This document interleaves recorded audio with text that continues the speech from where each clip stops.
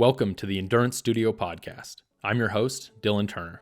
I'm an avid ultra-endurance cyclist, bikepacker, and runner, and I'm on a journey to learn and share everything I can about how people can push beyond their limits. This podcast will explore all aspects of endurance through conversations with people I find unique and interesting. There's always an amazing story of accomplishment and failure, and always something to learn.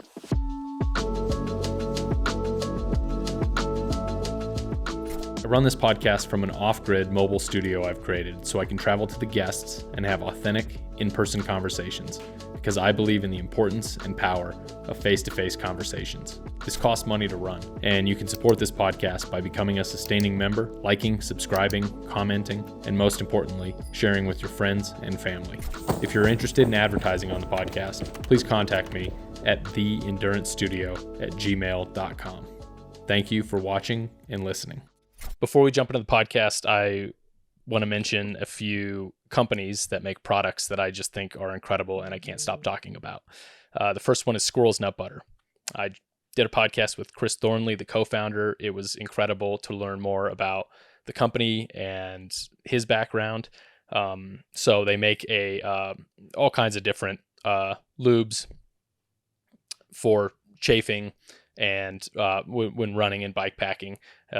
So go check them out, squirrelsnutbutter.com. I do have a promo code. It's TimberFriends, TimberFriends, TimberFriends for 10% off, and squirrelsnutbutter.com. And the other company is also here in Flagstaff. It's Keto. They make gaiters and running traction. And I've recently discovered how incredible the running traction is, and I've been using the gaiters for a really long time. And they're just really great people, amazing company, and they're always making better and better products. So go check them out, Catula.com. And the last one is Dispersed Bikepacking Gear. This is Katie and Andrew Stremke. They make their own bags, bikepacking bags, and they just make incredible stuff.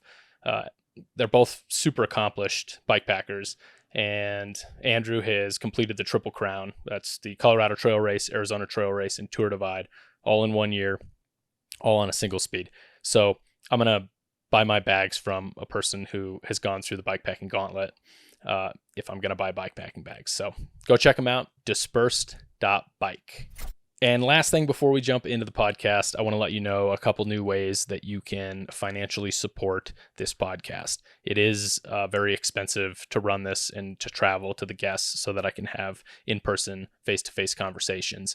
But it's really amazing to capture these so far, and I want to keep this going.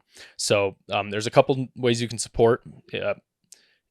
In addition to liking, subscribing, and sharing with your friends, you can become a member on the YouTube channel. It's $2.99 a month. You'll get loyalty badges next to your name in comments and live chats. You'll get early access to new videos. You'll get member shoutouts, and you'll get priority reply to comments. So becoming a recurring member would just be incredible to help support this podcast. And then the other way, if you don't want to sign up for the recurring monthly subscription, you can also on YouTube, you can make a one-time donation using a super sticker. Small amount or large amount, anything is really amazing to help keeping this ship sailing. So appreciate it. I appreciate all in advance for everyone who has supported. And thanks for watching and listening. And let's jump into the podcast. Today, I'm going to try something a little bit different. I'm considering it a solo podcast with a topic that I'll be diving into. Previously, when I was producing things as the seasoned bikepacker, I had a tendency to overproduce things. I have a background in video production, and back in the day when I first learned video production, there were a lot of things. It was very important to keep it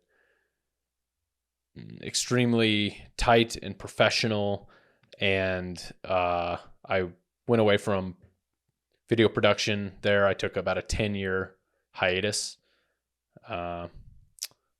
after college, I did it for I don't know, 5 years or so. And then I burned out on it, and I took about 10 years off and got back into it with the Seasoned Bikepacker and decided to start making content that was related to bikepacking, and then content that evolved into the Endurance Studio, which is the podcast I have and the branding and everything for my channel. And I realized that the whole world of production has changed a little bit. And so I'm embracing these new types of production, far less produced, and perhaps a little bit more authentic. So I'm going to give it a try today, give it a go today with this solo episode. So I hope you enjoy it. I had a script written, or partially written, for the topic around nutrition and liquid nutrition. And I know this is a very touchy subject for a lot of people. There's not one magic solution for everybody's nutrition problems when they're doing endurance sports. You could think you have it figured out, and then you get sick for no reason. It seems like it comes out of nowhere sometimes. So today, I'm just going to tell you what I know, what's worked for me.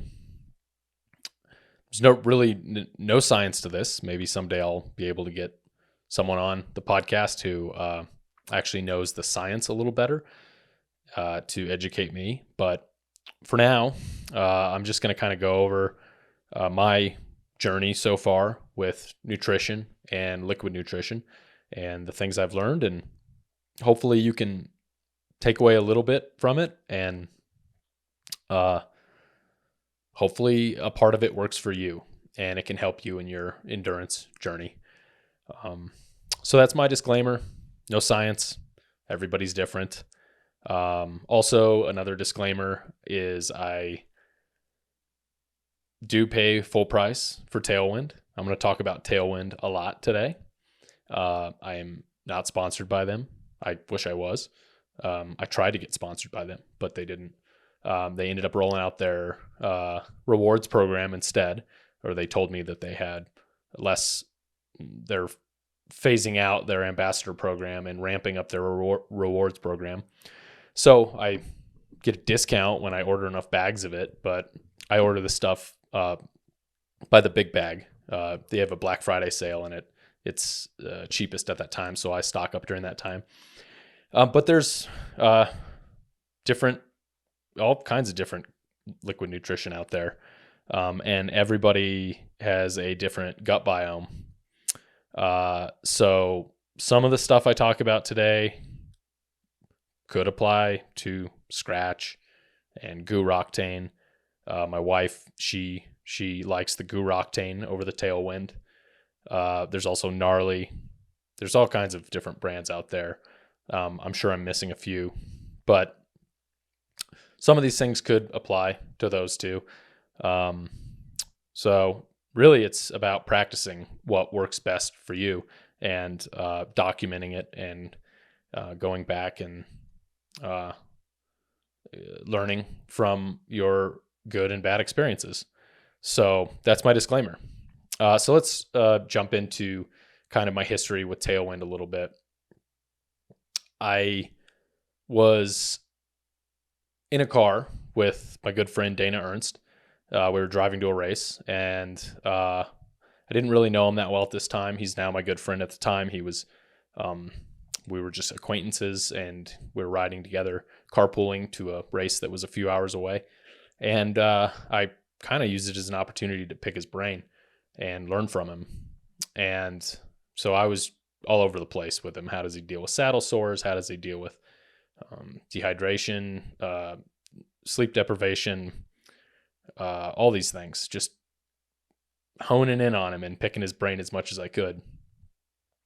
And one of the things I asked him about was nutrition, and he was like, "Oh, you got to try." I think he uses Scratch, and he was like, he said it worked great for me. Why don't you try it? And I was like, okay. I've never really thought about it. I just, up to that point, I had been using real food, and I seemed to be in often bikepacking. I would get into a cycle where I would get into a dehydration loop, it seemed, where I would continue to drink water, and I would try the salt pills. I think you're supposed to have like one of those an hour or something, and they would just, upset my stomach. And I just, I guess, wasn't taking enough of the salt pills, and so I would get into a point where I was peeing a whole bunch, clear pee, like a sign that you were hydrated, but I was continuing to get more and more dehydrated as the hours went on. So it was just kind of like flushing right through me, really, the water was. And, I took this as a sign that I wasn't replenishing the electrolytes that I was losing. And so I struggled through this for a couple years, actually, and until this conversation with Dana, and he kind of, I guess, inspired me to try it at least. And so I did. And I went with Tailwind the first time, and it actually seemed to solve a lot of problems for me. Number one, it's caffeinated. So that just works for many reasons. But I really really put it to the test. For the first time, I was doing the Pinions and Pines bikepacking race, and I had a burrito the morning of the event, and morning of the Grand Depart, and I got mild food poisoning from the burrito. And so on the first day, I was just having the Rhea like over and over and over again, and just couldn't keep any food in my stomach. Basically, it was just going right out. And so I had packed a bunch of Tailwind, and basically started just consuming the Tailwind for the next day and a half until my stomach calmed down a little bit, and it pulled me out. It was the only thing that could set in my stomach and I could feel okay about, and it was continuing to provide calories for me. So it basically saved my race. And that's kind of the moment I knew that this was something that was very powerful for endurance riding. It does have some drawbacks, and specifically with endurance riding and endurance sports, and I'll get into those a little bit later. But it sealed the deal for me at that point. And then I realized I'm definitely going to have this on every trip moving forward. So I started to buy the big bags of it and keep it on hand. So yeah, that's the history a little bit of kind of what started it for me. Let's get into the nutrition side of things a little bit, because this kind of goes hand in hand, liquid nutrition versus regular nutrition. So for me, nutrition is, for bikepacking, is gas station food. It's not nutritious seeming food, and probably not really nutritious food. It's terrible food, but I do believe when you get to a certain point, when you are consuming, your body is consuming as many calories as it takes to go on to ride for days and days and days. I do believe that it doesn't really matter what you put in there. And this is everything I've heard from all the experts, all the legends of bikepacking and ultra sports, is just eat whatever tastes good, eat whatever sounds good. It doesn't really matter. So when I say nutrition, it's in-race nutrition. Out-of-race nutrition is a completely different set of factors altogether. Lots of individual choices there. Lots of almost passionate, like too passionate people about this diet and that diet, and carnivore and vegan and yada, yada, yada. What I do, take it or leave it, is I started with somewhat of a Whole30 diet. Well, hold on, let me back up. I was vegan at one point in my life for a while, like 4 or 5 years, like back before it was cool to be vegan. And then before it was like a religion. And then I realized that I was limiting myself in endurance sports being vegan. I just couldn't balance the two things. I just couldn't be a real vegan and also get better and improve like I wanted to. So I started to add in things. I tried to add in grass-fed beef. I was more of a vegan due to the concerns with the quality of the food and the meats than I was the animal rights aspect of it, although the animal rights aspect is horrible. I think that there's a balance somewhere in the middle with that. So I headed into trying to procure high quality meat, grass-fed beef, and also stay on a budget because that stuff got really expensive. So then I kind of evolved into the complete other direction, which was a ketogenic diet. I kind of have a weakness for falling for diets, for trending diets. I just like to mess around with them and try it and see what happens. So I did jump on the ketogenic train back before it was cool too, and eating mostly meat and cheese. And I kind of overdid on that a little bit, just like I seem to do with all these diets. And I was actually getting like weird, they felt like heart palpitations, and I went in and saw a doctor, and they hooked me up to they had a monitor strap that I wore for a couple weeks, and they couldn't find anything, but it was there. I promise it was there. And because I was eating like all the fats and, tons of like bacon and pork, and because I was just trying to eat all this protein. So that didn't work for me. I also tried to do a couple endurance events. I did some AES races during the ketogenic diet, and that was probably the worst bonk crashes I've ever had. Ever. Just horrible lows. Like your muscles are just not interested in not having carbohydrates, fast carbohydrates. So then I found another diet, surprise,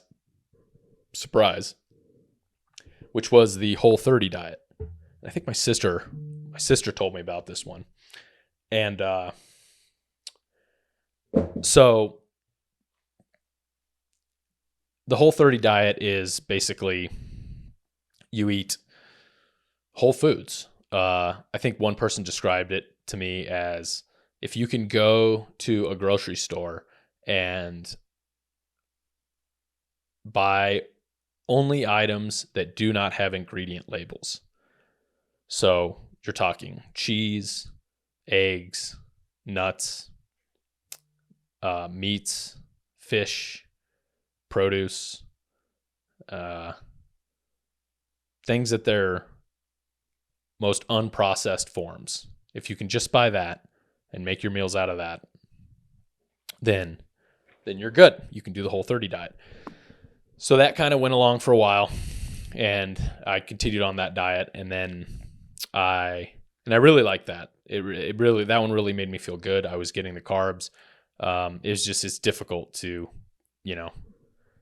eat out and stuff like that. It's any of these diets make it difficult to like enjoy life and live life. So I pretty much stuck with that for a while, for a couple years. And Yeah, that served me really well in bike packing. I would eat this diet basically off cycle. So when I'm not cycling into a race or coming out of a race, uh, eat very super clean, if you will. And I felt great. It felt good. It seemed to serve me well in training. And it also seemed to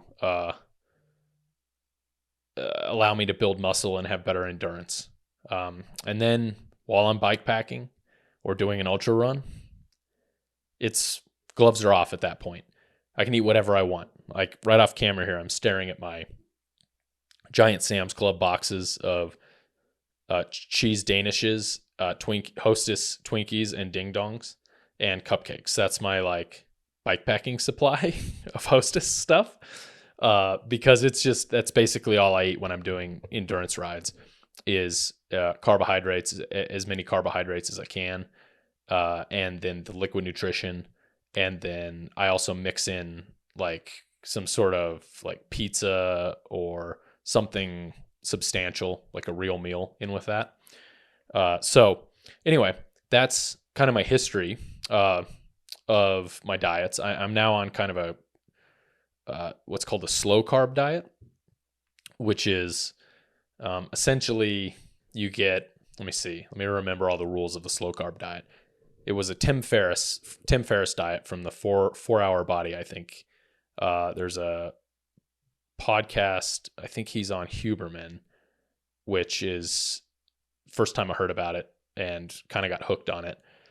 It's kind of a modified version of the Whole30 diet, but you get one cheat day. So let's see if I can remember the rules. You eat nothing that's white. So you stay away from breads, pastas, high carbohydrate vegetables and rices. And you can eat fish, meat, cheese, pretty much unprocessed, you can't eat cheese, but I have added Swiss cheese back in. That's my little cheat part of it. The other rule I think is you try to eat the same meals over and over and over again so that you have some consistency. Then another one of the rules is, don't drink your calories. So no soda, no creamer in your coffee, just black coffee, sparkling waters. So yeah, don't drink your calories. And this is, of course, when I'm not in races or racing. And then the fourth rule, I think I missed one. The third rule is you get one cheat day out of the week. So I do Saturday. I go crazy and eat whatever I want. I try to also do a long ride or run on that day. But if I don't care. And it's good. And I love it. Love it. So that's been working okay. I do have a tendency to overeat. I definitely have an addictive personality.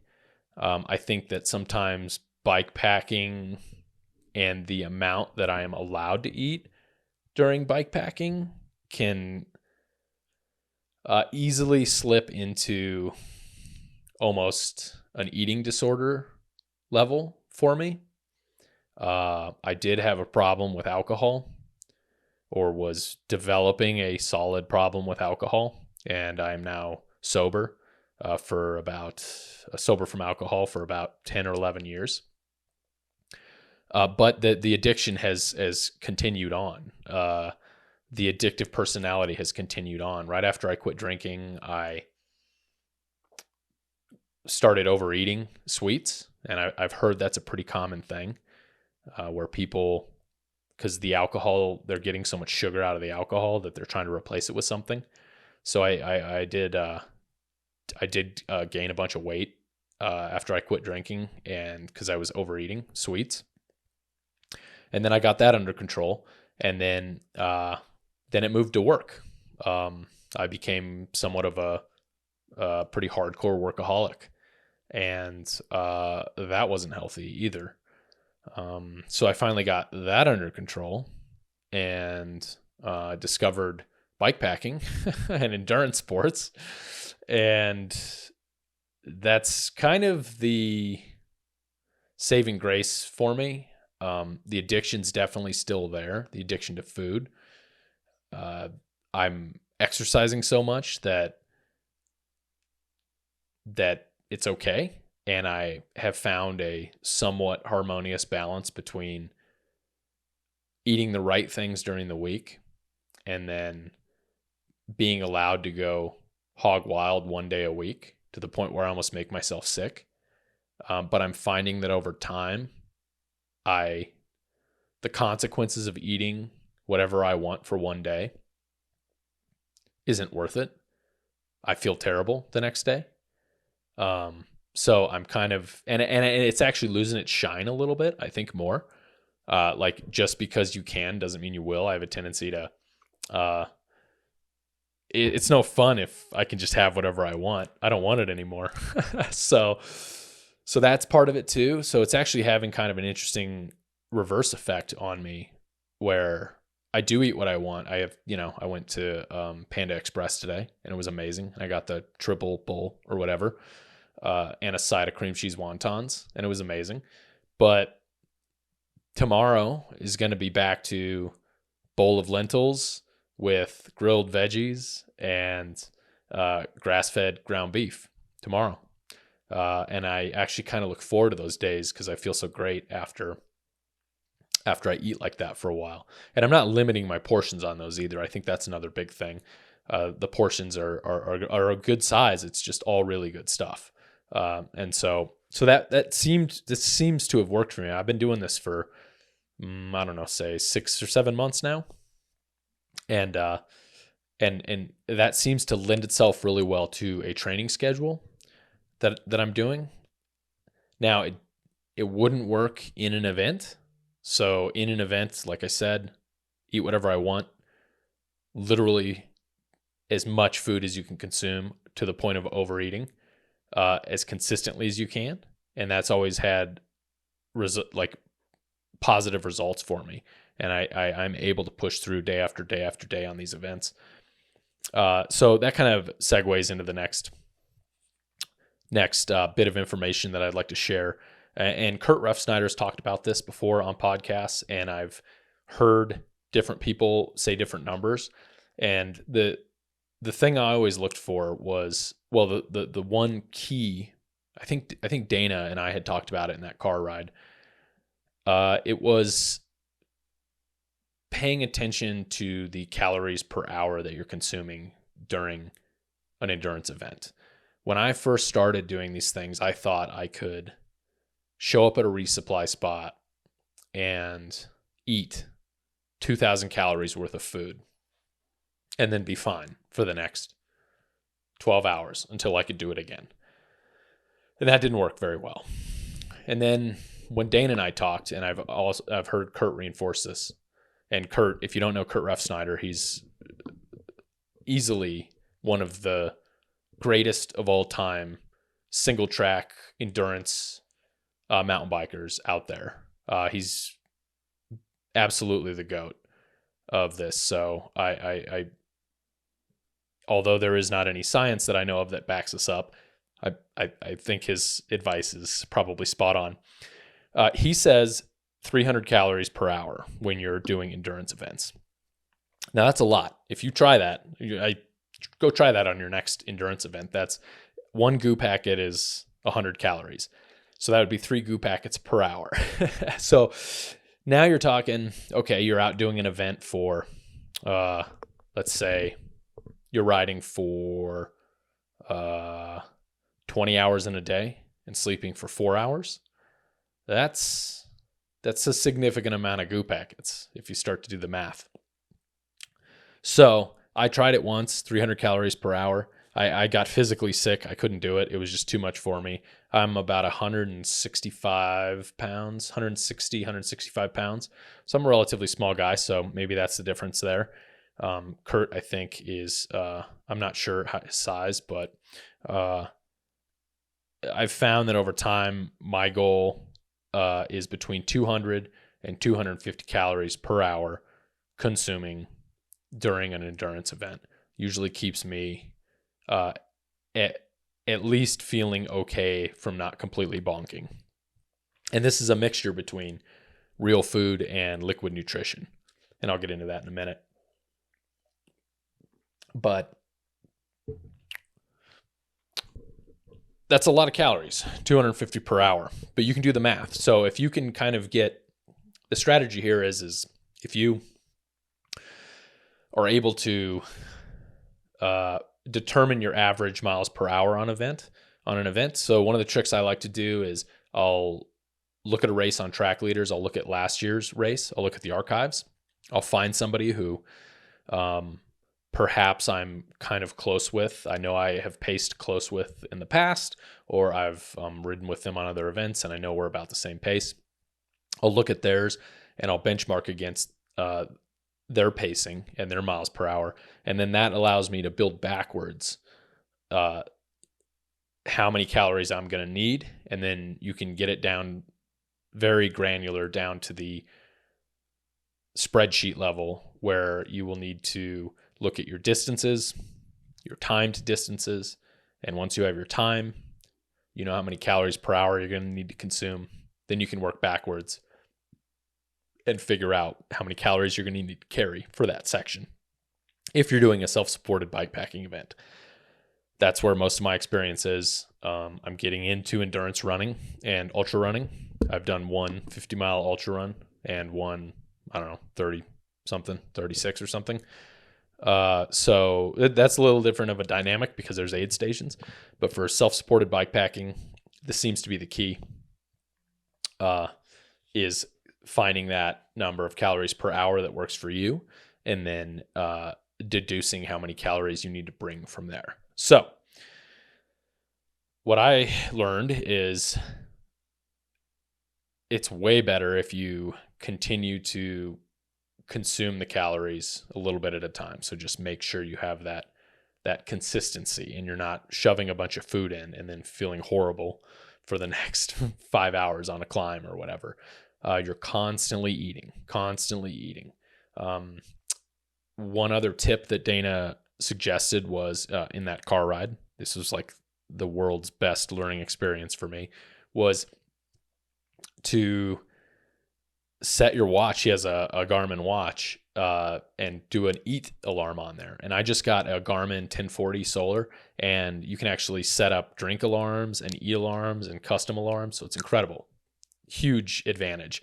So when that 1 hour eat alarm goes off, just make sure you have either taken in the 200 to 300 calories, or eat at that time, and just make sure you're consistent with that. And it's different for the type of riding you're doing, I'd say.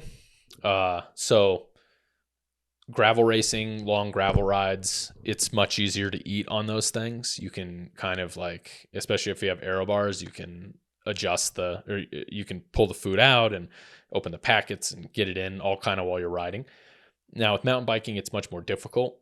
Single track mountain biking, because you're way more engaged in the riding part. And this is where like the tailwind, for example, comes in handy, the liquid nutrition. Because you can, if you're wearing a vest, I wear a Solomon vest and with a bladder in it. It's got a bladder in the back and then 2 flasks in the front. And so it makes it way easier to consume the calories you need when you're riding more engaging terrain. When you're stopped to hike a bike, you should be eating.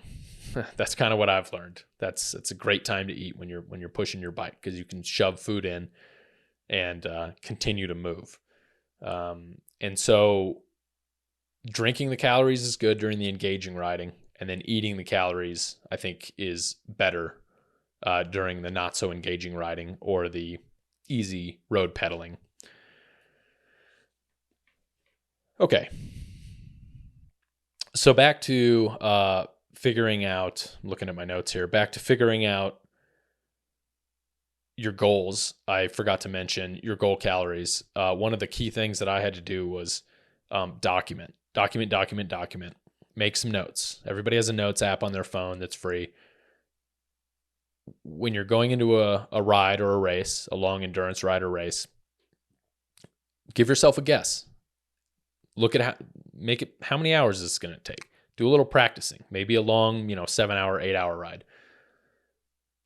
How many hours am I going to be out there? What's going to be my average moving time? How many calories do I think I'm going to consume? Write all that down, predict it for yourself, and then go try it. And then when you're done and you feel terrible, the next day, don't forget, go back to those notes, make the adjustments. Were you right? Were you wrong? Were you too high? Were you too low? Where were you at? And then slowly over time, you're going to start to hone in on that perfect amount that's going to work for you. You can then reference those notes for the next time, and so on and so on and so on. And you can do that with all kinds of things, just to get ahead on these things. Always learning from past mistakes is kind of the key for me. So I've landed on, after all of my documenting and trial and error, I've landed on approximately 2,500 calories of tailwind per day for racing. And that's in addition to the 200 calories of real food per hour of riding. So that's what I shoot for when I'm doing a long distance endurance race.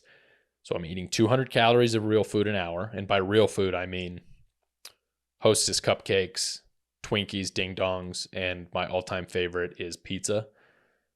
Pizza is like made for bike packing. You can get it in any town, anywhere. There's always a pizza place. Sometimes you can get it delivered to you, like the Ripsy ADOT yard on the Arizona Trail, the greatest stop known to man. Sorry, I'm flashing back to the dipping my pizza in a milkshake when it was 100 million degrees outside. Totally derailed me. Pizza. So, and it's the shape of a triangle, so it fits in your frame bags perfectly. And if you get like pepperoni, just pepperoni, maybe meat lovers, it'll last 2 days without refrigeration. And like, there's a good chance it won't make you sick. Like, you're pretty safe with pizza, especially if you get like, I like to go to Sam's Club and get the really cheapo, like $9, from the food, the food place there at Sam's Club. It's like you can get a large pizza for $9. It's amazing. It's so full of preservatives and stuff that it'll be fine. So, and it tastes good when it's lukewarm. It tastes good when it's cold. It's probably by far my favorite bikepacking food. So I never get sick of pizza. So shout out pizza. So I'll double that with a lot of Hostess sugary stuff, and then I will put the tailwind definitely in there. And really, the tailwind subsidizes the calories, but I'm not really doing it for the calories. I'm doing it for the dehydration or keeping me from getting dehydrated, replenishing those electrolytes, adding that caffeine in, and really supplementing my body from all that loss that is happening through my sweat. So, some other thoughts on liquid nutrition. Like I said before, it's a excellent way to get your calories when you're doing engaging riding, and where you can't eat and ride. It is good to have. I like to have, like I said, I wear a vest. I have a 2-liter bladder in the back, and then I have a half-liter. I have 2 half-liter flasks in the front. And what I actually like to do is buy different flavors of Tailwind and run one flavor in the back with kind of a light mixture on it, so it's not super intense tasting. And then I run one of the flasks with my what I call rocket fuel. So that's a very heavily mixed tailwind with a different flavor. So that kind of gives me like a jolt. And then I have either one flask that's just water, or if I'm carrying an extra capacity of another water bottle on my down tube, I'll carry just one, just regular water, sometimes two regular waters. Because I have overdone in the past where I've actually been a couple days into a race and I've mixed tailwind in all of my stuff, and I'm like so disgusted and sick and tired of it that I just want regular water. And I haven't had it. So I always like to keep one bottle, one and a half bottles of just regular water around just in case. It evens everything out. It's all about moderation. Okay, carrying the tailwind. You have to, speaking from experience on this, don't use regular Ziplocs. They're okay if you carry the tailwind in your backpack or vest, but if you carry the stuff on your bike, absolutely you need freezer Ziplocs. You can even double Ziploc it, or it's going to wear a hole through the bag and it's going to be powder, white powder, all over the inside of your frame bag, all over the inside of your feed bag. It's going to be a disaster. So get the freezer bags. They work great. I save them. I hate single-use plastic, so I just have like my tailwind Ziplocs and I continue to reuse them. I don't throw them away when I'm out on course. I just repack them and go from there. And then the last thing is the caffeination in the tailwind. It definitely does help during long events where I'm going through the night. I just did the Maricopa Trail Ride, and I went through the night on that one. I think it took me 32 hours and 45 minutes, I think was my time. And I slept for about 30 minutes during that time, which I was proud of myself for that. And maybe I'll do a different episode on sleep deprivation later on and the joys of sleep deprivation. But the one thing that does help is the caffeinated tailwind. I definitely can tell when I'm sucking on that all day, I don't seem to get tired. Normally I get tired around 8 or 9 o'clock. I go to bed early and I wake up really early. So it seems to combat that, the sleep monster, a little bit late into the night. It's difficult when you're talking 3 a.m., but at least getting through that 8 p.m. to midnight zone, it seems to work really well. And then I have to go to more extreme measures like caffeine pills after from noon, midnight to 3 or 4 a.m. And on this last race, I didn't make it. I thought I could. I was the Maricopa Trail Ride was really interesting because it had very, very extremely polarizing terrain. You were on South Mountain in Phoenix on like crazy enduro trails, national trail, which apparently this was my first time on it. Just wild terrain to have a cross country bike on. And I went over the bars, I don't know, sometime in the night. And then, cause I was like left or right on this line and I chose left and there was a giant drop, no idea. And didn't have time to stop and went over the bars on that. Good times. And then you went from that to like 20, 25 miles of just like straight riding down the canal, all the canals that are in Phoenix. You would just be like staring down this canal for hours and hours and hours. And man, I was just like starting to fall asleep at the wheel doing that. I would have rather been on South Mountain going over the bars, but because at least it was like waking me up. But just going down these canals, cold, and you're just staring down these things. I was drifting off and had to take a nap, and so I found like a little brick wall thing, and there was like a security guard that was in a golf cart that kept going around in circles, shining his light on me, but it didn't matter. I couldn't do it anymore. So I laid down for, I don't know, 45 minutes or something. And was revitalized when the sun came back up. So almost got through it with a straight run on that one, but didn't quite. But back to the tailwind, it definitely helped.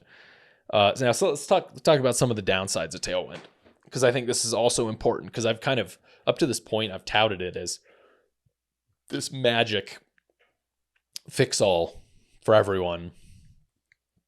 And while it is amazing, it has lots of downsides. There are a few logistical things with it that definitely create issues.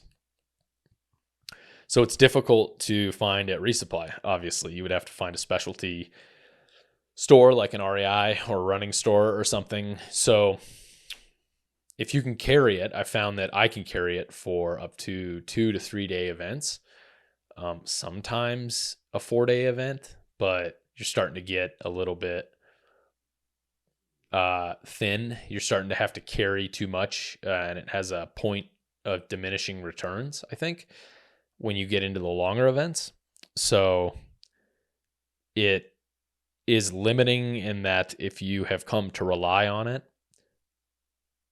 you have to start planning your resupplies around it, which does not make you a very versatile bike packer.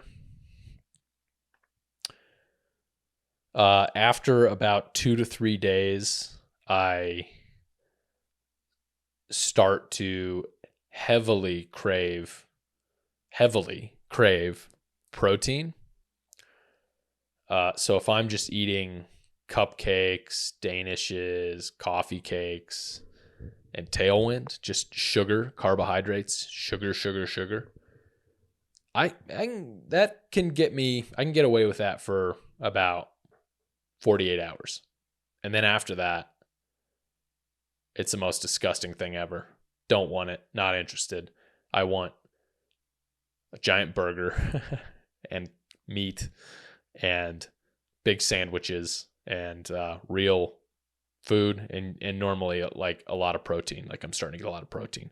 So I think there's a balance that can be achieved in the middle there somewhere. I've been experimenting with, I saw Andy Wenzel on Maricopa Trail Ride had packed a bunch of PB&J sandwiches. So I was like, hey, that sounds like a pretty good idea. Those things probably last through the apocalypse also. So I got some Wonder Bread and some jelly and peanut butter and made up some PB&Js and did the math on the calories, and they yield, if I make a heavy PB&J, they yield approximately what was it? I cut them into quarters. I think it was something like 50 to 100. I think it was like maybe 50 calories per quarter or something like that. I should have written it down, but I didn't. Shame on me. But you can do the math on it with a scoop, like a tablespoon of peanut butter, tablespoon of jam, and then 2 slices of bread. Figure out the number of calories and, quarter it. And then you can use that as your baseline. So I'm going to start to intermix that in a little bit, I think. PB&Js mixed in with pizza, mixed in with sugary Hostess treats, mixed in with Tailwind. Another thing that most liquid nutrition companies do is they are also getting into this recovery powder market, like a recovery mix. And I think that recovery mixes, like a whey protein based recovery mix, that's what the GU Roctane has. Tailwind has a rice based, like a vegan rice based protein mix, and I think these things are really critically important during training, that you take the recovery, you get yourself the right amino acids and proteins after you've done a hard workout. But I don't carry these things on trips. So I've heard of people bringing Tailwind and then also bringing the Tailwind recovery mix so that they can use it at night before they go to bed. I don't particularly like that idea. I just don't want to have to deal with having like different bags of white powder that I don't know what's what. Now, inevitably, when I'm sleep deprived, get them mixed up. And so, kind of a workaround to that is you can find these drinks that are similar at gas stations, like Nesquik, or they have like these chocolate milk like protein drinks that you can buy and chug. And I found that those work really well. Again, shout out to Dana Ernst on this one. He's like the teacher of all the ways of everything good endurance for me. So thank you, Dana. I owe you more than you think for all this stuff. And I'm putting it out here on the internet for all of you all to hopefully also try and learn and see if it works for you. So yeah, those are really good. They sell those. So I'd rather just buy those at Resupply and carry one with me and then drink it for my recovery drinks instead of carrying like more bags of white powder, because it gets a little unruly sometimes with that. Okay, that's it on my notes today. So, yeah, I guess to wrap it up, you know, I've gone through a bit of a honeymoon phase with Tailwind, if you will. I still use it. I still love it. And I still think that it's a really great product. And I'm going to be using it definitely on all my races and rides moving forward. I am racing the Colorado Trail race this year in August, and Pinions and Pines next month in May. And Pinions is a 360-mile race, so I believe that I'm going to carry Tailwind for that, like my 2,500 calories a day, because I anticipate that race will take maybe 3 days, perhaps, on that, so I can pretty much carry it the whole way. But there's a different calculus that's going to have to happen with the Colorado Trail Race, because I'm looking at, you know, at least a 5 or 6 day run on that. I think 5 is like what the fast people are doing, so it might even be longer than that. I haven't quite gotten to the planning phase on that yet, but I'm not going to be able to carry 6 days worth of Tailwind, nor do I want to. So I'm going to slowly try and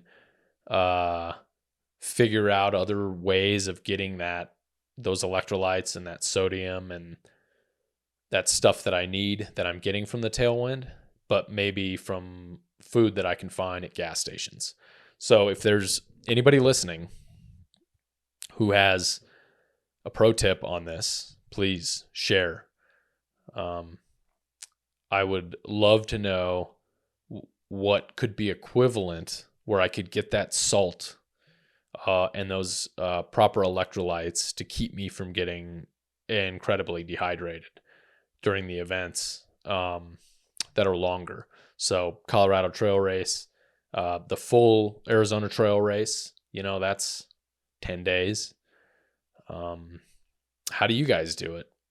Guys and gals and non-binary people. How do you do it? How do you eliminate the dehydration before it becomes a problem? So let me know. Hit the comments. Send me an email. Yeah.